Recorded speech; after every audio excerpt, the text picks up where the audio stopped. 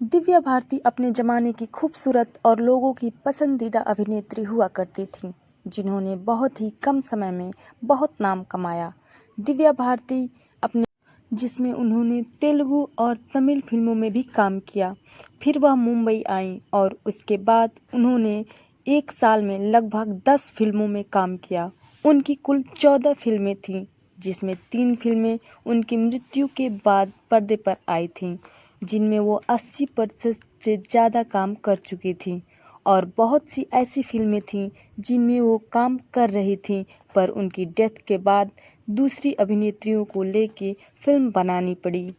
ऐसी ही एक फिल्म आंदोलन थी, जिसकी शूटिंग करीब करीब 80% हो चुकी थी, मगर दिव्या भारती की डेथ के बाद फिल्म को दोबारा पूरा बनाना पड़ा, जिसमें दिव्या भारती की जगह फिल्म में श्रीदेवी को लिया गया।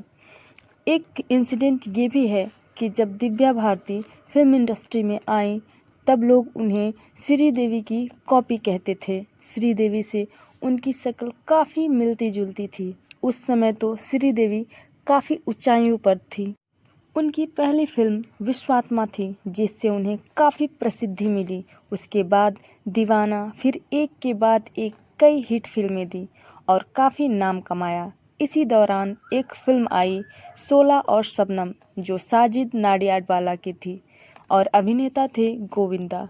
शूटिंग के दौरान ही साजिद नाडियाडवाला गोविंदा से मिलने के लिए सेट पर आए। तब गोविंदा ने पहली बार साजिद नाडियाडवाला से दिव्या भारती को मिलवाया। इसके बाद सुनने में आया कि साजिद नाडियाडवाला और दिव्या भारती के बीच प्यार हो गया है।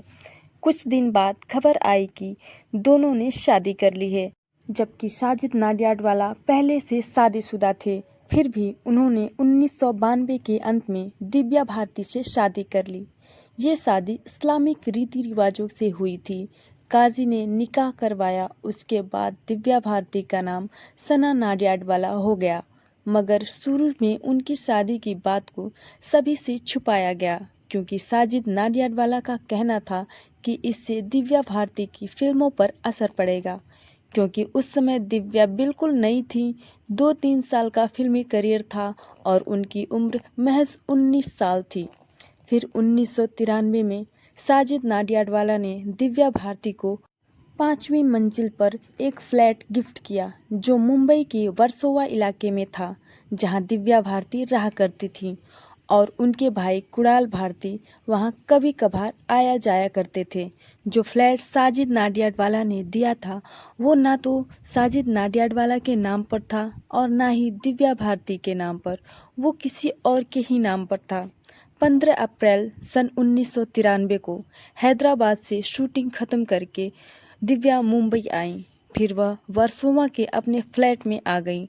उन्होंने 15 अप्रैल 1993 को ही मुंबई में एक 4 बेडरूम का फ्लैट की डील की थी, तो वह बहुत खुश थी। उन्होंने यह खुशी अपने परिवार में भी बताई थी।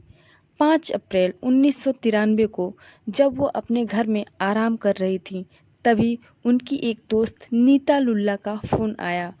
वो उनसे फिल्मों के कॉस्ट्यूम के बारे में कुछ बात कर रही थी। तभी दिव्या ने कहा, आप लोग घर आ जाइए, हम लोग आराम से बात करेंगे। रात को लगभग 9 बजे नीता लुल्ला और उनके पति श्याम लुल्ला उनके घर आए। उस समय घर में 4 लोग थे, नीता लुल्ला, उनके पति श्याम लुल्ला, दिव्या भारती और उनकी नौकरानी। तीनों बातें कर रहे थे।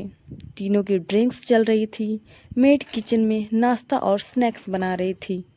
कहा जाता है कि 11 बजे तक दिव्या काफ़ी ड्रिंक्स ले चुकी थीं। फिर दिव्या किचन में मेड के पास आती हैं। उनकी मेड ने उन्हें बचपन से अपने बच्चे की तरह पाला था।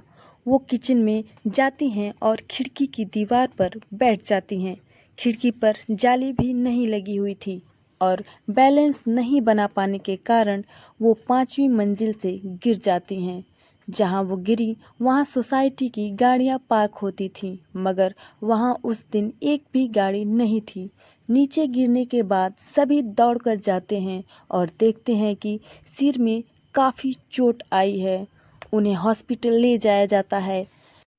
तब तक दिव्या की सांसें चल रही थीं, वो जिंदा थी, मगर जब तक वो डॉक्टर्स के पास पहुंची तब डॉक्टर्स ने चेक किया और बताया उनकी डेथ हो चुकी है। इस घटना के 5 साल बाद पुलिस की इन्वेस्टिगेशन बंद कर दी गई। इस घटना को पोस्टमार्टम रिपोर्ट के आधार पर एक एक्सीडेंटल डेथ बताकर 1998 में ये केस क्लोज कर दिया गया। तो ये थी दिव्या भारती की कहानी। दोस्तों, हमें आपके सपोर्ट की बहुत ज़रूरत है, इसलिए हमारे चैनल को ज़रूर सब्सक्राइब करें और लाइक करें। Thank you.